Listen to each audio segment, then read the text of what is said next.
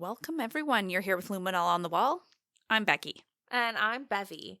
And today marks the day that we will conclude our previous podcast and tell you guys all what happens to Sharon Kinne. That's right. Part 2 has commenced. But before we get into that, let's have a little sister chat because I have to tell everyone about the nesting urge in pregnancy because It's real. It is real, y'all. Yeah. Like, I do not understand why I'm cleaning my baseboards with a toothbrush at all. While I'm washing every wall in my house, top to bottom. All the doors are being washed. Like, it is outrageous. It is outrageous. Everyone says, oh, Bevy, take it easy. Just chill before your baby comes. You're going to be so tired. Like, save your energy. And Bev's like, don't give a fuck. Got to clean. Don't give a fuck. Got to clean everything. Physically, like, mentally, cannot stop myself. My back aches at the end of the night. I am truly exhausted, but, like, I cannot rest until all of this is done. Like, I cannot. So I'll just leave you all with that. If you're, like, at week 34 of your pregnancy, you might not have hit the full nesting mode yet. Yeah. I mean, they do say it's a real thing, right? It's, like, weird, though. It's like I'm literally 37 weeks pregnant, like about to be 38 weeks pregnant, and I'm going crazy. It's like I'm the biggest I've been. It's the hardest to move I've ever experienced. You could pop at any moment. And I am like on my hands and knees. Scrubbing. It's ridiculous. So anyways. I know, actually, Bev did come to my house after a day of cleaning, and she gave me a nice hug, and I thought at first, my sister wants to give me a loving hug. I love her.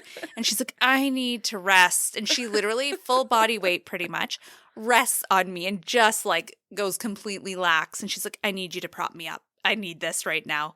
And I was just it was hard to stand. Yeah. And she's breathing heavy. Like, I was like, oh my God. And my bless sister. Becky's heart. She started rubbing my lower back. You're so sweet. It literally helped and felt so nice. So yeah, thank you. I felt so bad. I've never seen quite that like desperate look in your face as right then. Yes. Like pain. Yes. Suffering. Honestly. Yeah. So, well, you're welcome. But yeah, thank you. But yeah, nesting urge is real. Just thought I'd tell you guys. It's a real thing. Real. So shall we get into it? Yes, Bev. Okay.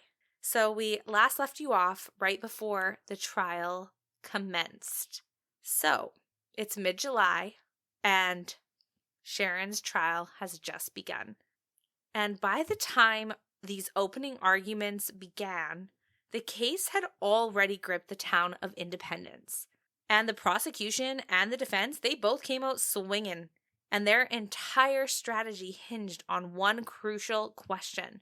When did Patricia die?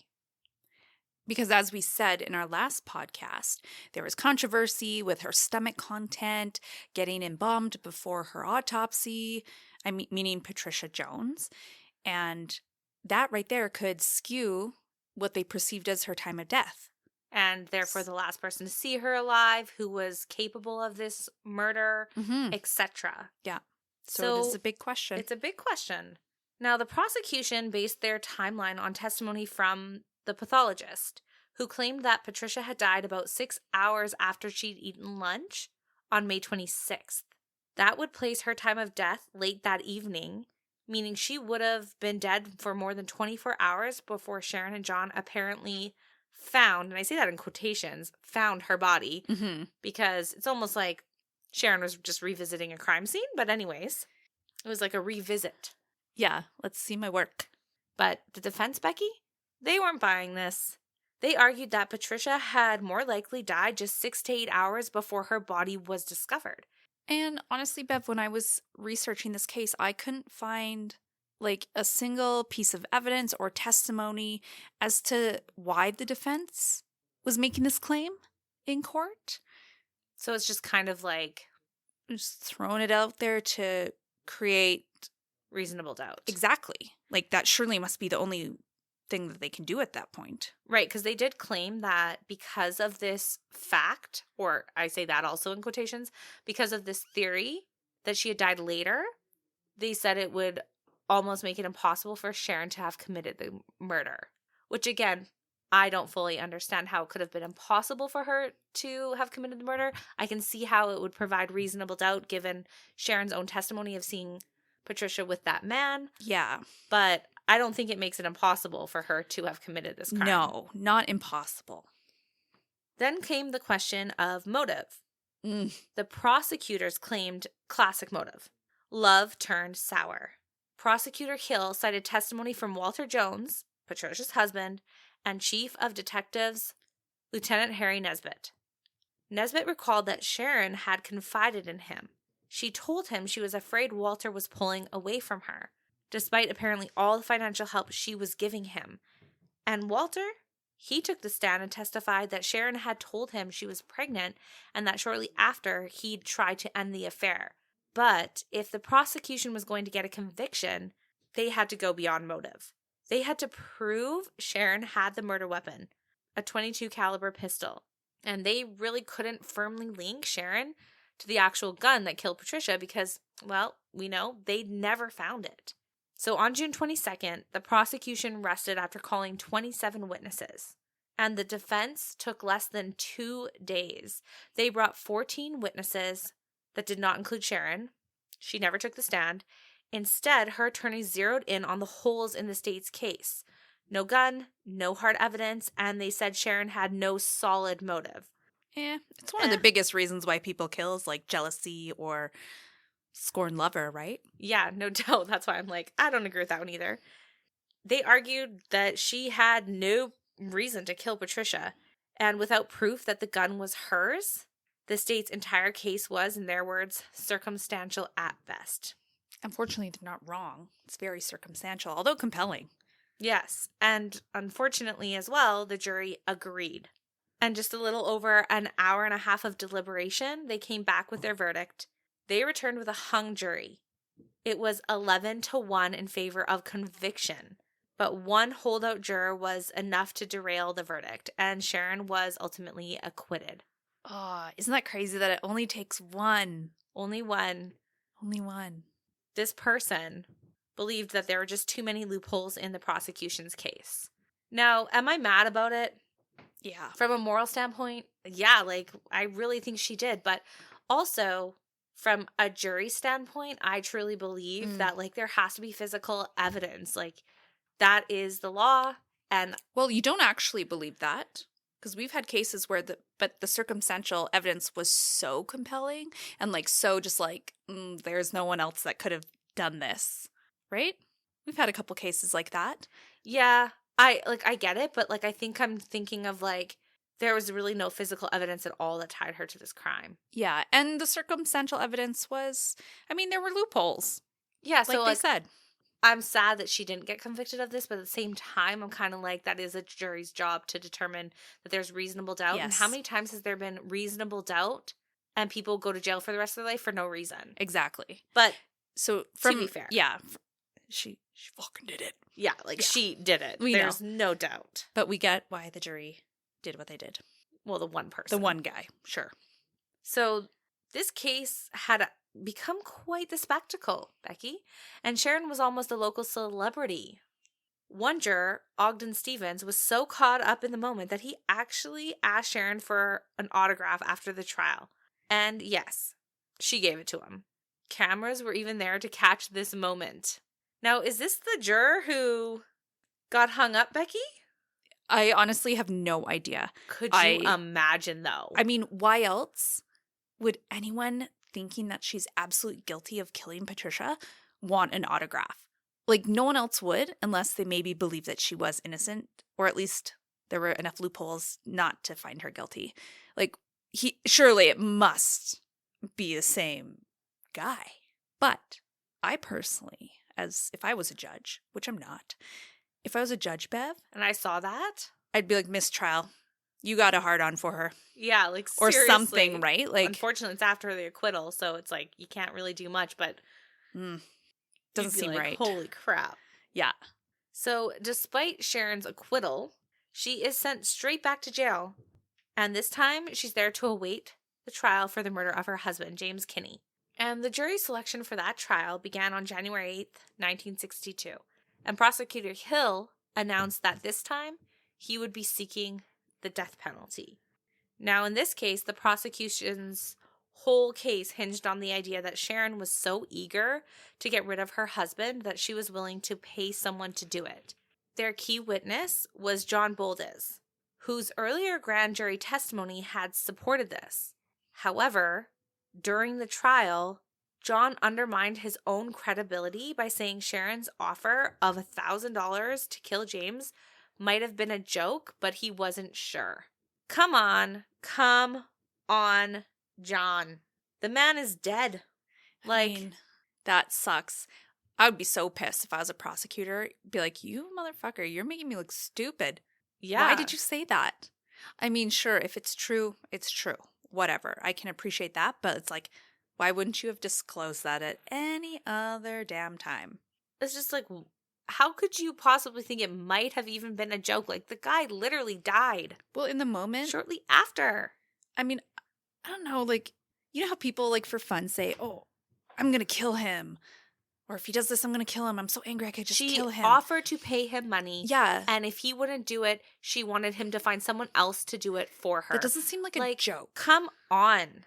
And then the guy winds up dead. Like, oh, he just shot himself in his own foot. I hate that. So this obviously forced the prosecution to discredit their own witness. Embarrassing. And the prosecution also argued that Sharon's marriage was falling apart due to her extramarital affairs and spending habits. And she knew she'd only collect the $29,000 from James's life insurance if she was still legally his wife. Right. If they did get divorced, even if he agreed to those terms, she's missing out on $29,000. Exactly, Becky. Mm-hmm. But she would have also gotten alimony, or she could have tried to go for alimony. So, I mean... Well, you know, though, even though you agree about divorce conditions, you know, people start thinking, is that fair? You know, maybe he wants custody. After all, he has a full-time job. That's true. It's just what she wanted from him. Either way.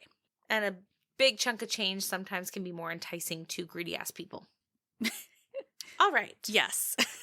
So, again, Sharon's defense team attacked the prosecution's case as being largely circumstantial. They pointed out that police had originally ruled James' death as an obvious accident and reminded the jury that Sharon's character was not on trial, only the evidence was. They also painted John as an unreliable witness, calling him a poor, mixed-up kid who would sign anything. See, look what you did, John. Foolish. He gave them all the ammo they needed. Yeah, he really did. And for the defense, to support the theory that Sharon's daughter, Dana, might have accidentally shot James, the defense brought in witnesses who said loaded guns were often left within Dana's reach at home. They testified that Dana could pull the triggers on toy guns with heavier pulls than the actual murder weapon and had often been seen pretending to shoot guns while playing. But despite the defense's attempt to offer up reasonable doubt, the jury saw through it, and after 5.5 hours of their deliberation, the jury convicted Sharon on January 11th, guilty of murder. And in April, she was sentenced to life in prison and began serving her term at the Missouri Reformatory for Women. Now, what's kind of interesting, Becky, is that despite her conviction and their previous suspicion of Sharon, James's family continued to support her. They were quoted in an interview saying, "We just can't find it in our hearts to say anything bad about her. We still don't feel that she committed murder." Which blows my mind because they were the ones who knew that, like, their husband wanted this divorce. Right? I mean, keep in mind that, you know, they're a really religious family. They probably really want to see the good in people. Like, I think that matters. You know, like... I definitely think they're probably not cynical. Yeah. Your beliefs definitely dictate how you see the world. So I can see that. But, you know, just from my own perspective, I'm like, We're not on the same page as some of James's family. Yeah, like, I don't have as much faith in you, Sharon. Now, the following week, Sharon's lawyers filed a motion for her release on bond, supported by a petition signed by 132 community members. The judge ultimately denies the motion, noting that first-degree murder wasn't a bailable offense and calling her attorney's involvement in the petition highly improper. So later, the defense went a different route, and they filed a motion to vacate the conviction, arguing that the jury had based its decision on speculation rather than solid evidence. They pointed out issues like a juror taking incomplete notes, problems with John's testimony, and irregularities in jury selection. But Judge Stubbs denied the motion in April of 1962. But the Missouri Supreme Court later reversed the conviction in March of 1963. So the court ruled that Sharon's defense had been denied adequate preemptory challenges during their jury selection. So what this ultimately means is that the defense was in some way hindered to their legal right during the jury selection process for the attorneys to be able to reject a certain number of potential jurors without having to state a reason for why they don't want that specific juror. So if you have to explain why you don't want a certain juror, then it becomes more of a debate, and maybe they could be like, that's not a good enough reason, but they have the legal right to just like reject at least, I think, up to 10 people, right, Becky? 10 jurors? I don't know the without exact... stating any reason. Yeah, I don't know the exact number, but they do get a specified amount to reject when they're choosing their jury. And if that right is taken away, the jury could be, it could benefit the prosecution more. Right. So that is ultimately why the new trial was granted. Exactly. So Sharon was initially denied bail in May, but this was overturned and she was released in July on a $25,000 bond, which was posted by her brother Eugene. And after her release, Sharon and her children moved in with her mother as they all awaited her new trial. Now, the prosecution did try to get the Missouri Supreme Court to reconsider Sharon's retrial, but the court found further grounds for a retrial in October 1963. And this time it was because the prosecutor had improperly cross-examined one of their own witnesses. So ultimately, the prosecution's attempt to end the retrial failed. So Sharon's second trial for the murder of James Kinne began on March 23rd, 1964. On the first day, the courtroom was closed to the public, but reporters were eventually let in. And due to the case's notoriety, jury selection dragged on for 14 long, arduous hours. It went from 9 a.m. to nearly midnight. That would be a pain in the ass, Bev. But it's also let's get it right this time. Yeah. This is the whole premise of why the fuck she's getting a retrial. Exactly. We're not fucking it up. Now, all jurors were male and were sequestered immediately. Now, what's interesting is just days later, another mistrial was declared when it was discovered that one juror had retained a law partner of the prosecutor. Conflict of interest, baby. Yeah, so now they have to go through with a third trial for the death of James Kinne. And the third trial was set for early June, but didn't begin until June 29th. Assistant prosecutor Donald Mason stated that he would death qualify the jury, meaning he'd dismiss anyone opposed to the death penalty. And jury selection once again lasted more than 12 hours. Now, what is so fucked up about this trial, Becky, is that once again, John gives inconsistent testimony, stating that he was unsure whether Sharon's murder for hire offer was serious. But this time he added that after James's death, Sharon asked him not to mention the offer to the police. John, you are so not credible right now. That sucks for the prosecution. I know his testimony about the murder for hire was damning, but he totally screwed it up last time. I'm curious as to why they took their chances again, because that was not helpful. No, I mean, maybe just the offer to not mention it to the police. I mean, maybe he felt or they felt like that was enough, but the fuck? Yeah. The prosecution also brought in a new witness, and she testified that Sharon had once joked that she should get rid of the woman's old man like she did. However, the defense highlighted contradictions between her testimony and a prior deposition. So unfortunately for the prosecution, their case is looking a little bleak. But what's different about this trial in particular is that Sharon did end up taking the stand. And of course, she denies everything.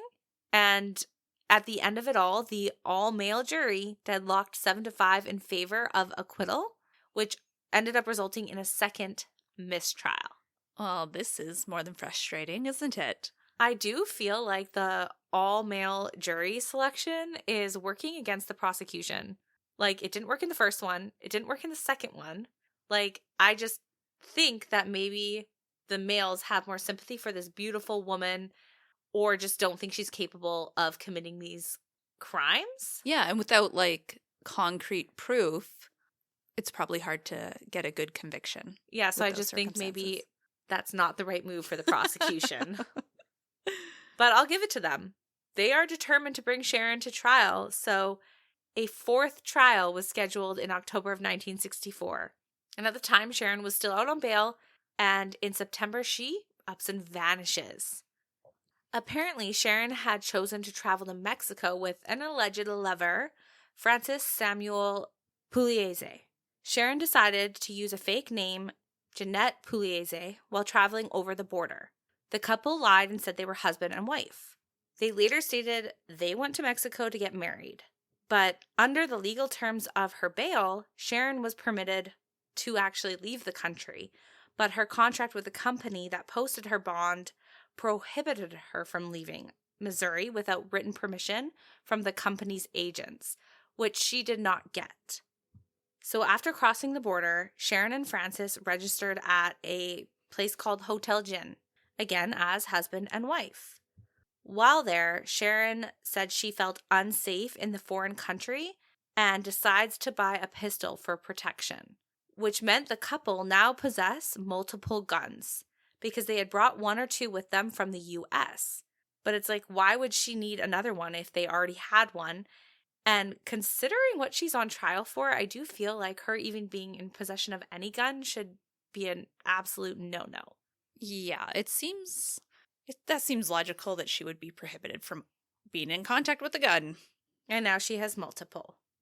Now, on the night of September 18th, Sharon leaves the hotel without Francis.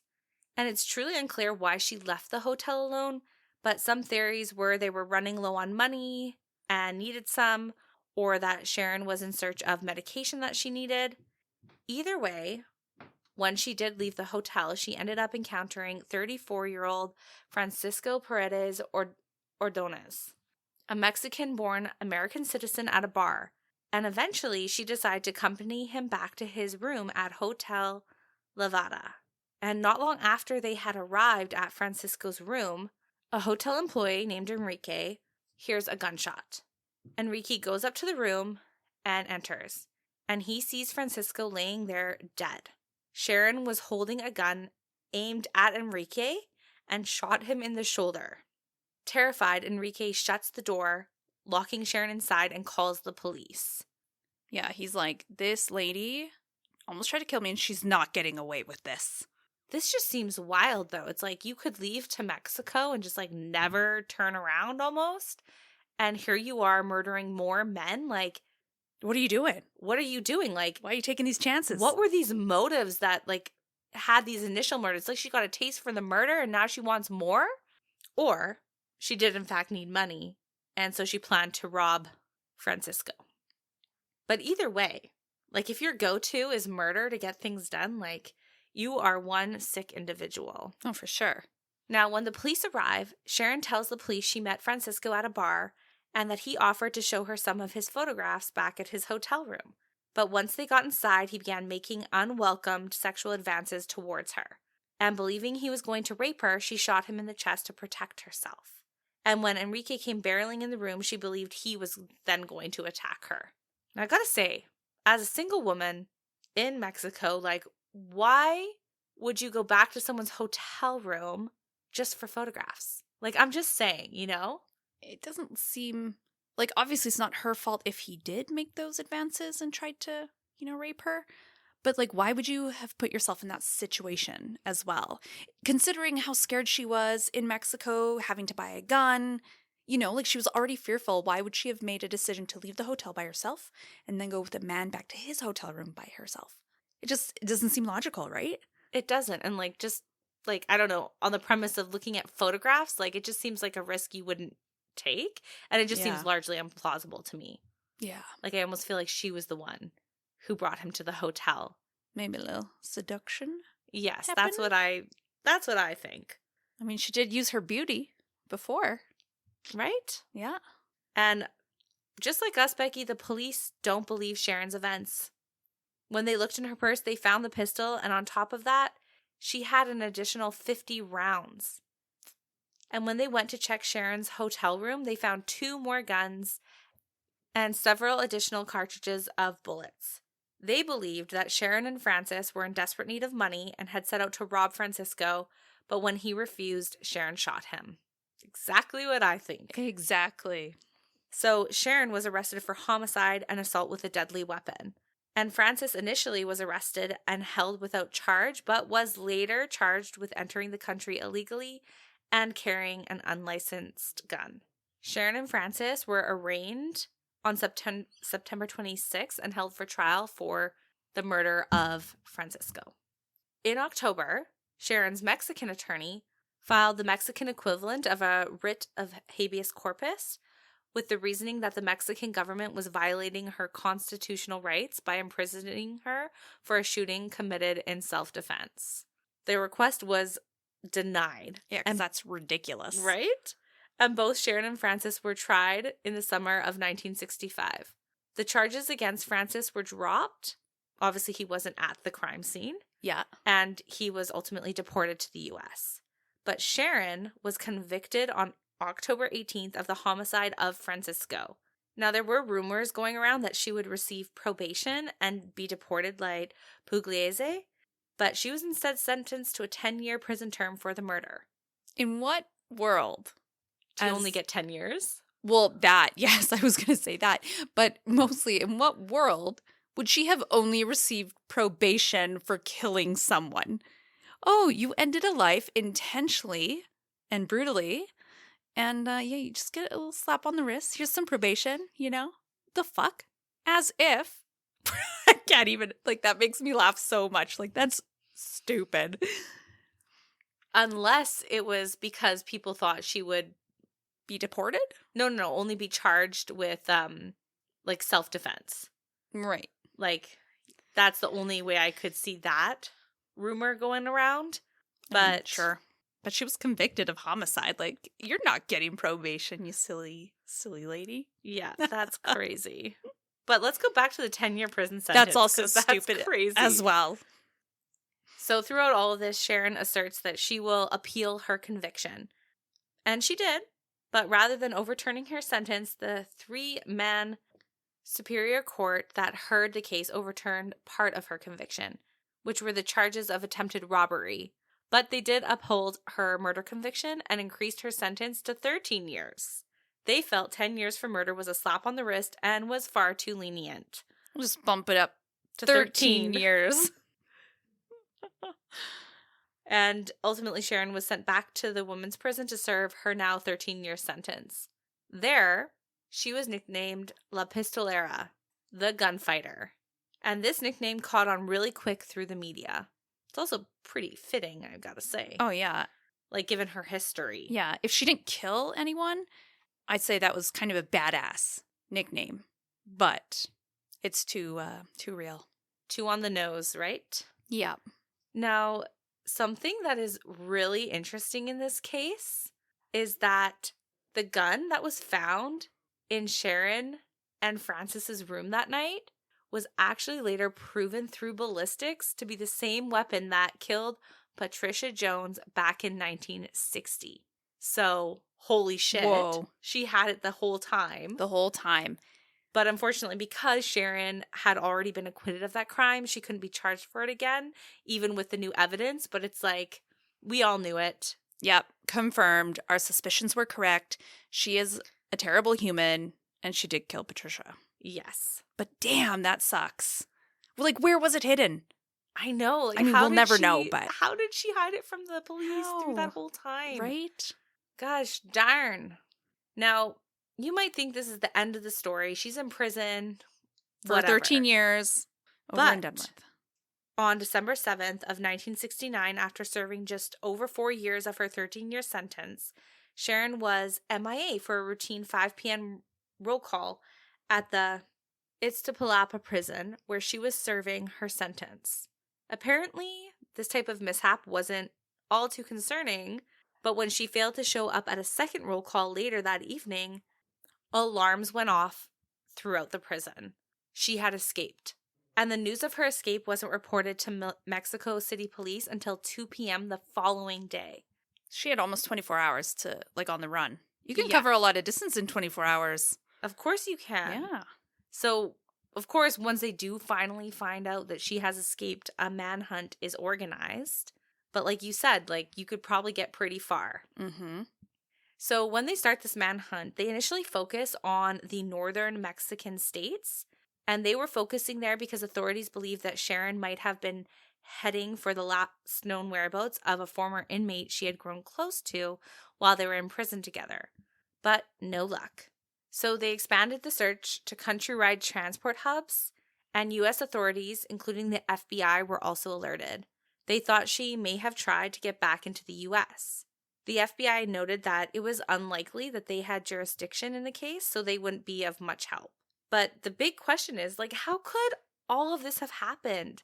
And the police speculate that Sharon had bribed guards to look the other way while she escaped.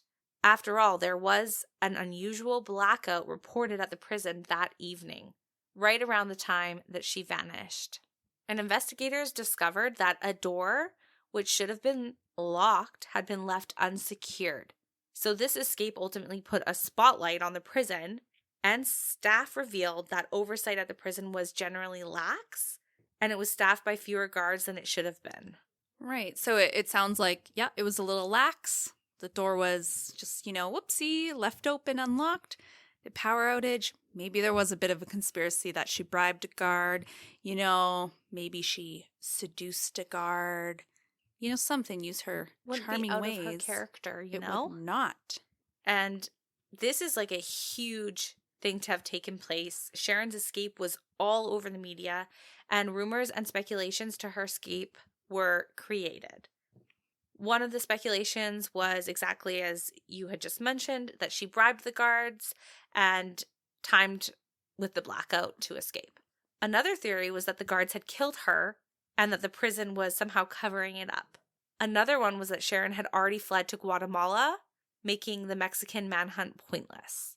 But ultimately, it doesn't fucking matter. She's gone. Yeah. So, despite vowing to keep the case open and continue the investigation until Sharon was back in custody, authorities had to admit that by mid-December 1969, they'd run out of leads to her whereabouts. It's almost like she had fallen off the face of the earth, and there wasn't a single break in the case for the next 50 years. And that next break in the case happened recently. In December 2023, more than 5 decades after her escape, the Jackson County Sheriff's Office and the Kansas City Police Department got a shocking, anonymous tip. According to the source, Sharon had been living for years in the quiet town of Taber, Alberta, Canada, under the name Deidre Glibus. You bet. That's 2 hours away from us. That is crazy. She fled to Canada. Yeah. The corn hub of Alberta. Jeez, Becky. I know. What's really unfortunate about this tip, though, is that it came in basically a year after Sharon had died. She died on January 21st, 2022, when she was 82 years old. And she died of coronary artery disease. So basically, she gets her whole life back. I can't even believe it. Yeah. Because ultimately, she wasn't even tried for James's death. Yeah, because... Or she was tried, but she wasn't ever convicted because she, left and killed someone else. And got pretty an easy sentence, a slap on the wrist. I still think 13 years for that. Yeah, and she hardly served any of it before she escaped. So she spent pretty minimal time in jail for all her terribleness. Yeah, she killed 3 people. Yeah. And tried to kill a 4th. Tried.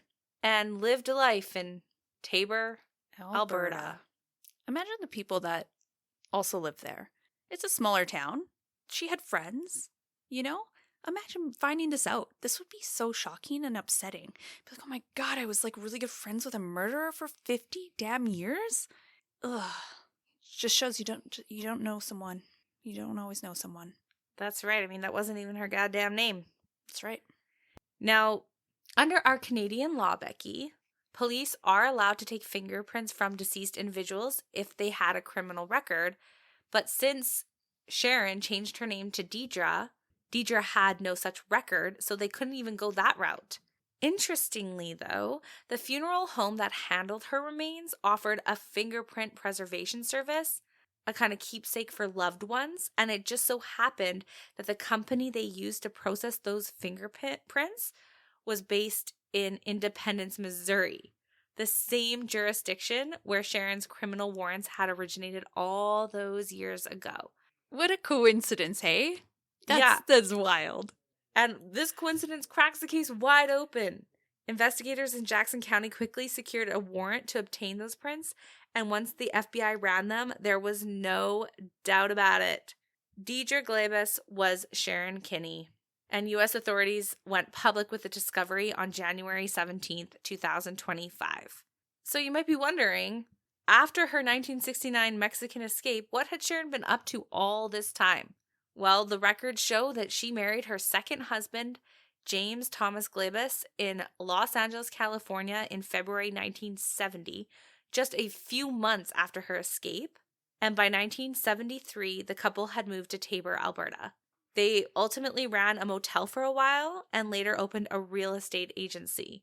Ads for their business even featured photos of Sharon in local newspapers. And like how she managed to get a travel visa, secure identification, or even obtain Canadian citizenship despite being a fugitive remains a mystery to everyone. Mm-hmm.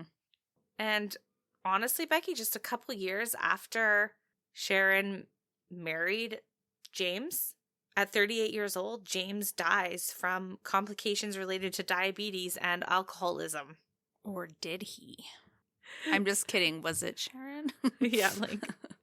It's a question you gotta ask. I'm just saying. It's like if he had done, or if he had died due to a gunshot, I would have... Hold the phone. What? Yeah. Yeah. I was just waiting for that mic drop moment, but no. Natural causes. Natural causes. Well, and personal choices, but it wasn't Sharon. No. When he died, Sharon was left out of his will, and she ended up taking the matter to court, which is like, holy crap. Like, I guess she has a different name, so she feels like confident to do that, but it's just wild to me.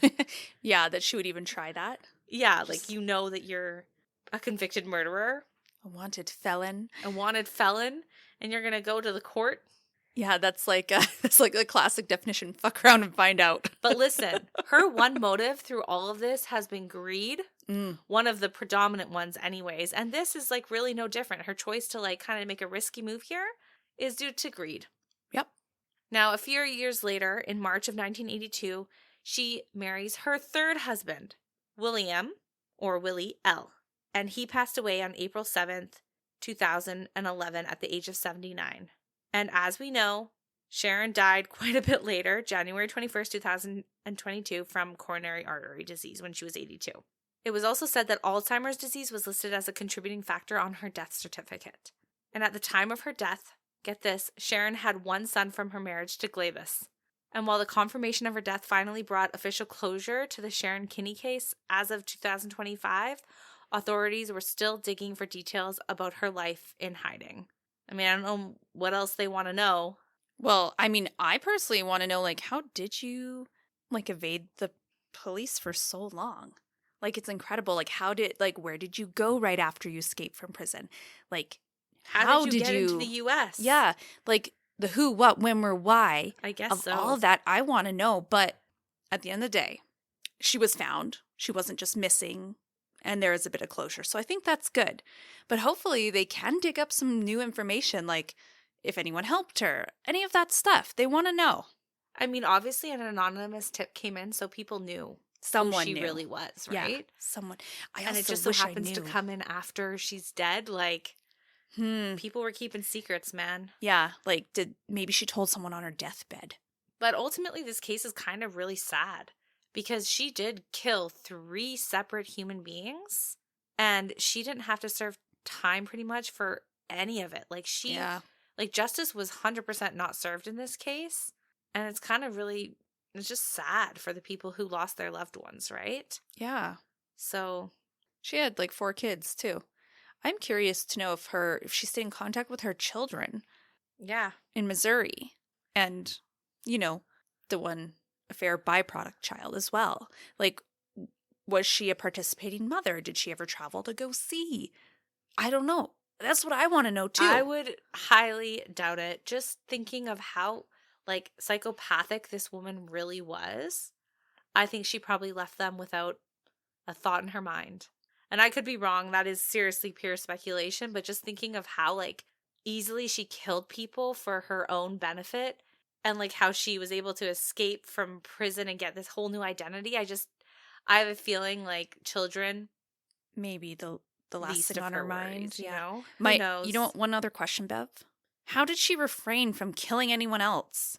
She went on a damn spree. In a very short amount of time, she killed 3 people. How did she, like, restrain herself for the next 50 damn years? Well, you know, maybe, riddle me that. Maybe, Becky, she spent 3 or 4 years in prison, and she was like, no, that's not for me. I'm not going to take I can any more see chances. the consequences. Yeah, for sure. Maybe, Becky, maybe she did. And we don't know. Maybe we'll find out in another 50 years. Either way, Becky, this was the case of Sharon Kinne. Thanks for listening. Thanks for sharing, Bev.